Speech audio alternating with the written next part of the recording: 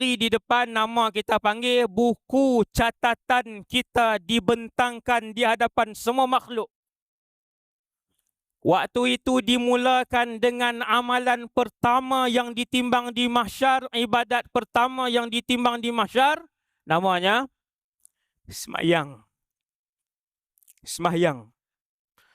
Siapa yang tinggal solat, sesiapa yang meninggalkan solat, tak solat dalam hidup dia,